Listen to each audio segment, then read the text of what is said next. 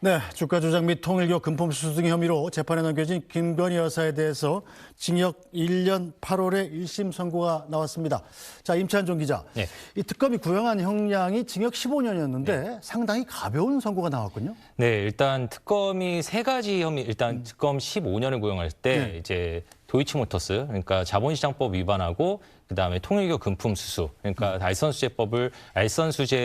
알선수재죄를 합쳐서 네. 징역 이제 11년을 구형했고요. 그다음에 정치자금법 위반으로 4년에서 도합 15년인데요. 근데 오늘 이제 재판부는 이제 자본시장법과 그다음에 정치자금법 위반에 대해서 모두 무죄를 선고했습니다. 네. 그리고 유일하게 이제 알선수재에 대해서도 전체 세 가지 범죄 사실이 있는데 그 중에 일부 세 가지 중에 두 가지에 대해서만 유죄 취지로 인정을 했거든요. 그러면서 이제 특검의 구형량보다 굉장히 낮은 징역 1년 8개월을 선고했습니다. 네, 자, 이고은 변호사 보시기는 어땠습니까? 네.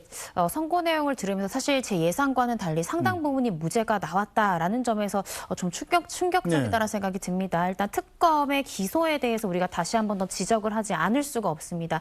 특검 일단은 윤석열 전 대통령에 대해서도 한덕선 총리 부분에 대해서도 이 내란 우두머리 방조라는 법리상 아예 성립할 수도 없는 범죄로만 기소를 했었고요. 그리고 네. 이진관 부장판사가 내란 중요 임무 종사로 추가 기소를 하라라고 요청을 해서 결국 이 추가로 기소된 부분이 유죄가 났었습니다. 그래서 그때도 만약에 최초에 기소했던 제명만을 유죄했다면 만약에 내란 관련한 거에 대해서 전부 무죄가 선고될 수도 있었던 그런 상황이었는데요. 오늘도 김건희 씨에 대해서 대부분의 혐의에 대해서 무죄가 선고됐는데 일단은 가장 중한형으로 지금 규정되어 있는 것이 바로 자본시장법 위반 혐의입니다. 이것만이 3년 이상의 유기징역형에 처할 수 있다는 김건희 씨 세 가지 혐의 중에 가장 무거운 혐의였는데 이 부분에 대해서 전부 무죄가 나왔습니다.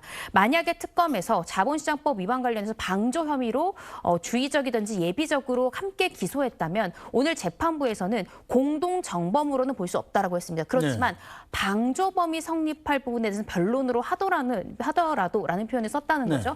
그 부분은 방조범이 성립할 가능성이 있거든요. 왜냐하면 이야기를 한 부분이 시세 조정에 대해서는 미필적으로나마 피고인 김건희 씨가 인식했다고 볼 수 있다라고 판단했습니다. 그런데 공동정범에 이를 정도의 공동가공의 의사까지는 인정할 수 없다라는 취지로 공동정범으로 기소한 부분에 대해서는 무죄다라는 것이니 특검으로서는 아마 2심 때는 이 방조에 대해서 추가 기소를 하고 공소장 변경 내지는 추가 기소 이 부분에 대해서 아마 고민을 하지 않을까, 공소장 변경 요청을 아마 하게 되지 않을까 싶고요. 이 부분에 대해서는 좀 특검이 뼈아프게 생각해야 될 부분이다라는 생각이 듭니다. 네, 저 이고은 변호사 말처럼 이렇게 구형량과 1심 선고량이 천저의 차이가 나는 경우는 어떻게 보면 특검의 수사와 기소가 좀 무리했다, 잘못했다 이렇게 볼 수 있는 건 아니겠습니까? 일단 뭐 두 가지를 얘기해 볼 수 있을 것 같은데요. 일단 방금 이고은 변호사님이 말씀하셨지만 이제 방조 부분에 대해서 좀 짚어봐야 될 부분이 있습니다. 네, 맨 처음에 이제 이 도이치모터스 주가 조작 사건이 가장 문제가 됐던 거는 윤석열 전 대통령 시절 윤석열 정부에서 검찰이 김건희 여사를 불기소 처분하지 않았습니까? 근데 그 당시에는 근데 잘 생각을 해보시면은 그 당시에는 이제 쟁점이 됐던 게 김건희 여사가 도이치모터스 주가 조장의 방조범인지 여부에 대해서 그거에 대해서 판단해서 검찰이 불기소 처분을 했는데 이것이 좀 문제가 있다라는 취지의 비판이 많았던 겁니다. 그런데 이제 특검은 어떻게 됐냐?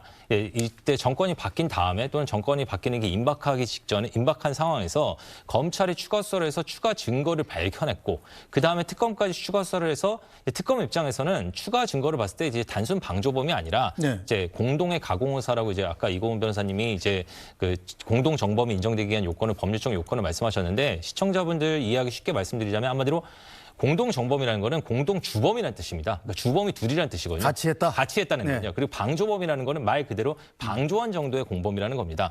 그렇기 때문에 공동 정범이 되기 위해서는 쉽게 얘기해서 굉장히 적극적인 범행 의사가 있어야 된다는 뜻입니다.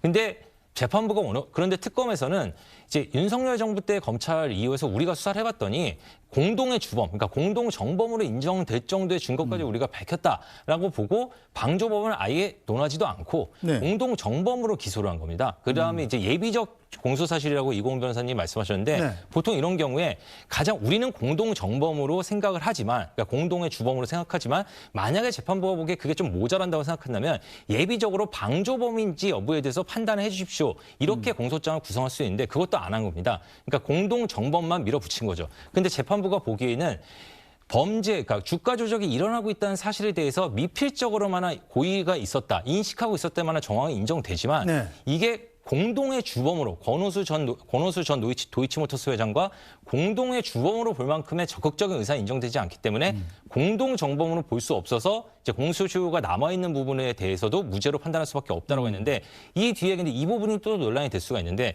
그런데 그럼 방조범 여부에 대해서는 왜 판단 안 했냐?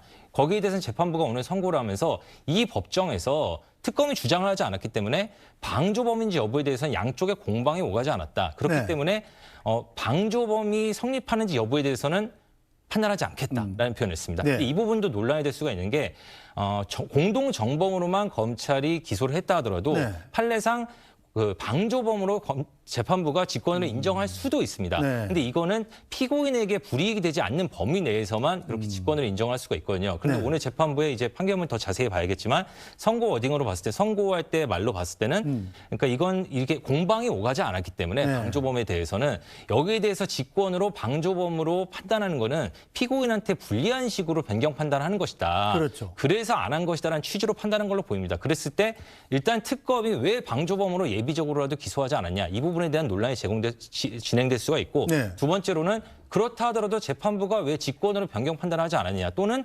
이진관 재판부처럼 왜 그러면 재판 중간에 방조범으로 예비적으로 공소사실을 추가하라고 공소장 변경 요청을 하지 않았느냐 이런 부분에 대해서는 향후에 좀 논란이 제기될 가능성이 있습니다. 그렇겠군요. 자, 이건 변호사. 일단 김건희 여사에 대한 재판이 이게 하나가 아니지 않습니까? 네. 나머지 다른 두 개의 재판에 대해서도 오늘 판결 결과가 좀 영향이 있다 이렇게 볼 수 있을까요? 오늘 유일하게 유죄 선고된 부분이 바로 알선수재 혐의입니다.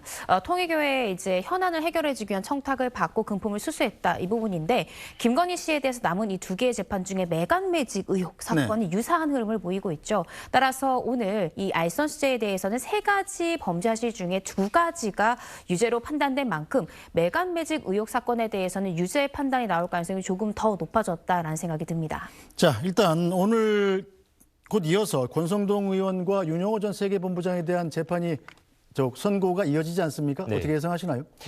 그건 사실 물론 이제 관련된 네, 사건이긴 관련이 하지만 있습니다만, 범죄 예. 사실 그 공소 사실이 좀 다릅니다. 그러니까 지금 윤영호 씨에 대해서는 그 통일교 측 인사였죠. 네. 윤영호 씨에 대해서는 이제 권성동 의원에게 1억 원, 2022년 1월에 이제 불법 정치자금 1억 원을 제공한 혐의 그리고 그와 관련해서 또 증거 인멸을 하고 또 이제 김건희 여사에 대해서 이제 부정척탁 금지법 그러니까 네. 아까 말했던 뭐 그라프 목걸이 등에 대해서도 이제 알선수재는 제공한 사람에 대해서는 처벌하는 조항이 없지만 공직자의 배우자에게 이제 일정 금액 이상의 금품을 공유해 제공하는 행위는 또 이른바 김영란법이죠. 네. 부정청탁 금지법으로 처벌 가능하기 때문에 그런 부분으로 기소가 돼 있습니다. 그래서 이 부분은 같은 재판부지만 다른 법리로 기소가 돼 있고 또 행위도 다른 부분이 있기 때문에 어떻게 판단할지는 지켜봐야 되고요. 권성동 의원에 대한 판단도 마찬가지일 걸로 보입니다. 알겠습니다. 자, 두 분과는 여기서 인사드리죠. 임찬종 기자, 이고은 변호사 두 분 수고하셨습니다. 네, 특집으로 보내드린 뉴스 브리핑은 잠시 뒤에 돌아와서 인사드리겠습니다.